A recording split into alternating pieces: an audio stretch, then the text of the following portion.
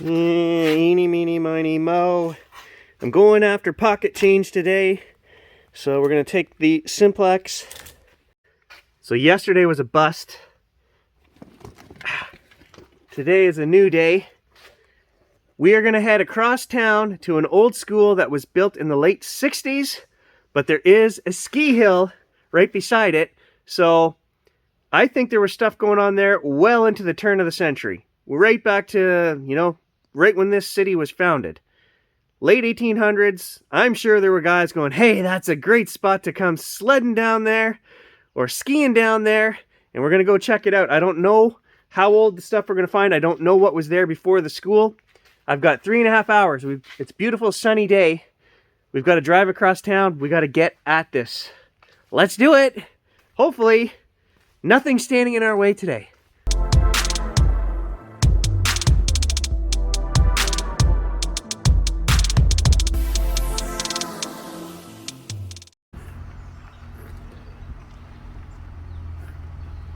Here goes my pet rabbit. Got a few of them. They come and clean up the clover.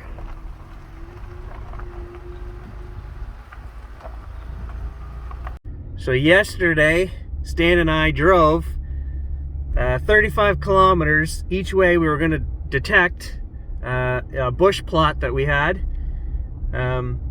Stan turned around, called me and canceled because it started raining. Well, Stan just called and canceled. I can't say that I blame him. So I thought, well, gas is cheap. I'm going to go up there and get the gas 30 cents cheaper. Well, by the time you drive 65 kilometers in the truck, that's literally going to cost you 14 bucks. And I only saved $24 by driving up there. So it took me an hour of my time to save $10 yesterday. But I will do what I have to do. Paying $2.21 a liter here in my little town. I don't know what you guys are paying. I've heard projections that it's supposed to go right up over $3 a liter. Now, to all my American friends, remember, there's like 4.5 liters to a gallon, right? So you guys are complaining about your prices. Yeah, no, they're really stiffing us here.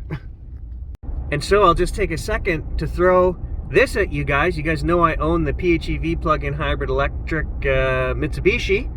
And if you do a quick calculation on that, I can drive 100 kilometers for less than $2 on electric, right? I basically drive 50 kilometers, bring it home, charge it for 2.5 hours, do another 50 kilometers, and sometimes in a month, I'll do 2,000 kilometers just in electric mode on that car. So 100 kilometers, less than $2. My Dodge truck, which is the V6, and it's actually decent on fuel for a truck. In the summer, I'm between 9 and 10 liters per 100 kilometers, depending on where I'm driving. In the winter, yeah, I'm 12.5, 13. So, if you're looking at 12 liters per 100 in the truck, then you're looking at over $24 per 100 kilometers at $2.20 a liter. So for all of you guys thinking about jumping on the plug-in hybrid or electric train, yeah, get on it. I hear here in Canada, there are waiting lists now of 2 to 3 years for these vehicles, for new ones. Not the truck, the plug-in hybrids. All right, here we go, like a kid in the playground. We'll just start right out front here, where all the traffic, people walking back and forth. We'll go around the back and hit the actual playground, and then behind us over there, that's the ski hill. So we might check that out too. They've got it all fenced off. Probably some crack security team over there, like North Bay ninjas, just waiting to jump anybody who goes near that fence. I don't know, we'll see. Hey, first hole, dollar coin, a loonie. Somebody was actually offended once when I said a loony coin. And the reason we call it that is because there's a loon on there, right? And if we have a $2 coin, you can guess what it's called? A toonie. That's right. Anyway, good start. Okay, first penny, 1965. I told you, This school was built in the 60s. Heh. I don't know what that mess is, but it was buried. It was down there. The thing with schools is they're very dirty, so trash all through here. You can't move 6 inches. But I am stopping to pick out the very high signals, 77, 80s, 90s, and I'm getting lots of pennies. Behind me you can see the old baseball field here. What I'm looking for ideally is proof that there was something here before the school. So I'm looking for dates that go back into the 30s and 40s, and if I find that, then it's worth coming back and wading through all this trash. Even if you're only going to get a handful of silver, it's the hunt, right? That's the important part, is the enjoyment of the hunt. We got to know that it's here first, though. So far, that first coin, penny that I dug over there, 65, is the oldest one I found. So I'm going to keep at it. I'm making my way towards the baseball diamond. Oh, of course, the Mickey Mouse sweatshirt, right? I'm sure the parents are super stoked that the kids just take it off and throw it on the ground when they're done with it. Damn you first graders and your yogurt tops. Well, the simplex hit that. I thought it was a coin, and that was down there an inch, just buried in the roots of the grass. That's how we find jewelry, right? It can find very small stuff. That is not jewelry. Or, I don't know, it could be some cheap bracelet or something, the end off it. You can see where it's crimped. I don't know what it is, but it's not silver. You look at that and you say, what in the world is that, Gary? And at first I thought it was a buckle, like maybe off of a kid's snowshoe or something. But then I was looking at this little thing on the top and I'm like, what is this? It's a toy. It's a flip phone. And there's some buttons down here on the bottom. There's some buttons and stuff. It's pretty heavy. There you go, flip phone. I secretly love schools. I always say I hate it because they're so trashy, but the stuff you find makes me laugh, right? You think back to when you were a kid and the toys you had, the things you lost. Sometimes we even find good stuff on the schoolyard, you know, coins, jewelry, whatever. That's not why I'm here. I don't do pocket change stuff. But I do enjoy the diversity of what you find here. And sometimes you even find really old stuff that I think the kids bring in for show and tell and then lose when they're running around the schoolyard. Who knows? I secretly love schools, guys. Man, what a repressive school. Johnny, where did your $30 Puma hat go and your Mickey Mouse sweatshirt?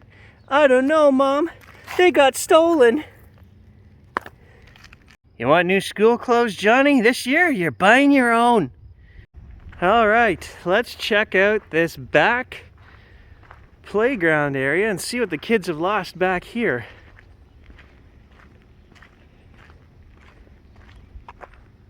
You can just see the edge of the ski hill over there. Tempting, tempting, tempting. Band-aids, hair elastics, a gold star, stickers, candy, and a pack of Marlboro Lights. You know where kids lose stuff? I've gone all around the slides here. They haven't lost a lot. The swings. We're going over there. As we make our way over to the swings here, I'll tell you guys a true story. A lot of the kids growing up here in Northern Ontario grew up poor, myself included. Okay, we always had food, you know, every day was the same thing, a bologna sandwich and an apple, but we always had food. We just didn't have a lot of luxuries. And we moved from my grandparents' house in grade 2, and we moved out to Corbeil and this little school called H.G. Davis. And this school was just a mishmash of portables, and the schoolyard consisted of, there was no swings, there was no equipment like that, nothing. It had tires. They had hundreds of tires of every size, tractor tires, little tires, car tires, and that's what we played with every day, every recess, lunch break. The big kids would put the little kids inside the tractor tires and roll them around the schoolyard until they threw up. And then spring was always fantastic because the schoolyard would flood, so we would spend our recesses making dams and waterways, you know, and we would make ponds, and we would flood John's pond, and then he'd flood Bill's pond, and we'd race boats That was the kind of stuff the poor kids played with. We didn't have any, there was no swings, there was nothing. And that school actually was condemned. So grade 3, they built a brand new school about 15 miles away, Ferris Glen, and I was of the first year, the first class to start at Ferris Glen, my brother and I. Now that school, H.G. Davis, they did do one thing that's really cool. I would love to go back. It's somebody's private house now. They buried a time capsule there. They took all the students out front and they took a photograph. And they said that when we were, I think we calculated when we were kids, 65 or 70, Grant and I would be, when they were going to go back and open this time capsule. Well, Grant and I were talking about this a few years back. Nobody remembers that that thing is there, that it's buried somewhere. We don't know what is in it. We know there's a school photo, and then every class had to put stuff in it. And I don't know what kind of capsule they buried or where, but I'm very tempted to go back and ask the person that owns that private property now. It's a house, it's a residence with the original school fence is still there going around. You know, could I take a look for that? Could I find it? I don't know, but I'm pretty sure nobody, all the teachers, all the old farts are long gone, you know, and none of the students remember that. So who's gonna dig this thing up when we're 65? I don't know. I don't think they planned this out very well.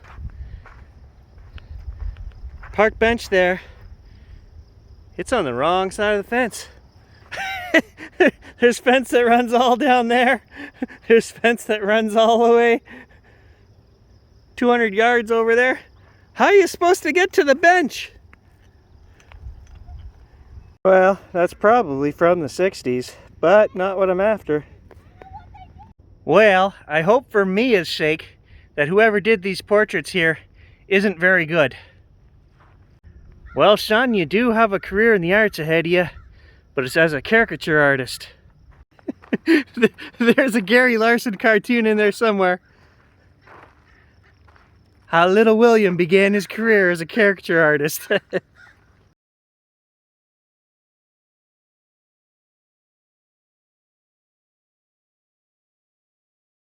Oh, there we are, the ski hill.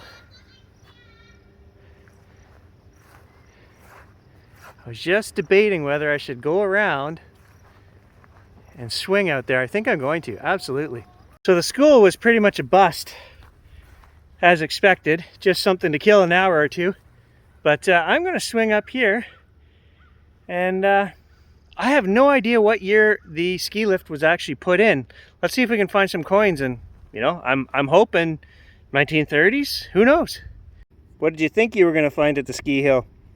Part of a zipper off a snowsuit. That's what you're going to find. Alright, working right here under the lift. There's our first coin at the ski hill. And 1976. You never know. We're going to keep digging. And beer cap. I don't think that was a skier though. I think that was the lift operator. Had a bit of a problem, that guy, from what I hear. There's the proof. Yep, now I'm sure of it. Disclaimer, don't ever let your metal detecting assumptions hurt the loved ones in your community. I don't know if that guy was drinking on the job. Some of you people will comment below as if I truly knew. Told you guys before, when you're out here digging and sweating and working hard, it's all about the story. That's all that keeps me going, right? The story. A real nice view of the city from up here. And a good breeze. If you guys look, you can see the lake way out there. Where the lake comes in, you can kind of see there's a water tower down there, and there's a bay way down there, just at the edge. I live where the lake comes in down there.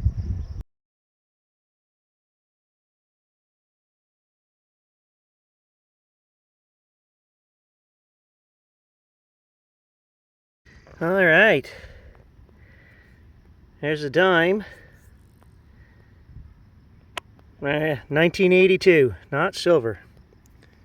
And I also found another 1974 penny, so it's looking like this place was probably put in the 70s. I don't know. You gotta go with the evidence. Well, yeah, it's looking more and more like the 70s. There's a 71. Hey, come on now. That might have been funny the first time, but... Hey, I thought I was heading for beer cap number 18, but no, it's another loonie. I'll take it. $2 in my pocket today. I think I'm going to end on that note right there. It's not going to get any better up here. 1994. Alright guys, thanks for joining me in town. I know they're not the most exciting hunts. I do try to entertain, I do try to find stuff, so hopefully the bugs are ending soon and we'll be back out in the bush digging Colonial. I'll catch you guys in the next adventure.